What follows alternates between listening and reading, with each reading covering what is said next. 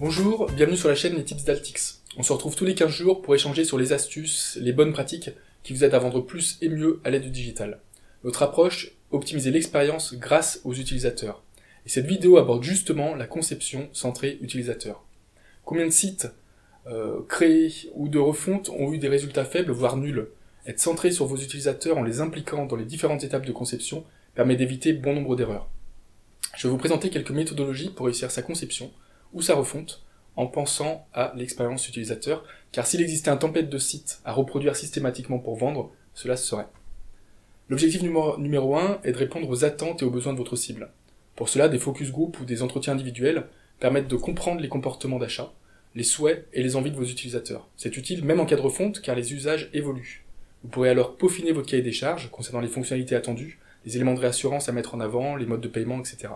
Ce que vous apprendrez de vos utilisateurs permettra également de faire des personas et ou des expériences maps en évitant les a priori. 2 éléments à utiliser lors de vos prises de décision à chaque étape de la conception. Il est également possible de réaliser un questionnaire en ligne pour savoir qui vient sur votre site et récupérer des insights quantitatifs. Puis, il est nécessaire de réaliser l'arborescence de votre site, étape essentielle pour proposer des parcours fluides et simples pour vos visiteurs. Le trait de carte est un atelier intéressant pour cela. C'est eux qui vont construire l'arborescence idéale. Réunissez un petit groupe de 6 à 8 personnes correspondant à votre cible, indiquez sur des cartes les éléments que vous pensez mettre sur votre site, demandez ensuite à vos utilisateurs de valider les libellés, de regrouper les cartes et de nommer le nom des catégories. Vous aurez alors l'organisation et le wording qui correspond vraiment à leurs attentes. Et oui, en tant qu'expert de votre domaine, vous serez surpris de ces retours. Vient alors le temps de la conception. D'abord les wireframes, qui serviront à construire des parcours ergonomiques et à valider les gabarits, pour savoir quels éléments mettre et à quels emplacements. Ensuite, la touche graphique, qui doit correspondre à votre image et à votre positionnement. Il y a forcément eu des partis pris lors de la conception des maquettes qu'il faut valider. Est-ce que ces maquettes répondent aux attentes? Est-ce qu'elles seront performantes? C'est une étape où il est important de tester auprès de vos utilisateurs. Des outils permettent de transformer vos maquettes en prototypes. Réalisez alors des tests utilisateurs pour avoir des retours qualitatifs sur vos pages. Il vous sera alors plus facile de les corriger avant de les avoir développés.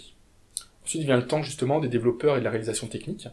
Vous aurez alors un site testé et approuvé par vos utilisateurs. Vous ne raterez pas votre première impression.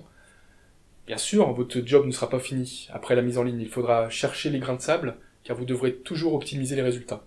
Les tests AB et les autres méthodologies CRO vous permettront une approche itérative d'amélioration continue. Analyser, optimiser et évaluer. Voilà, vous pouvez trouver d'autres vidéos sur notre chaîne.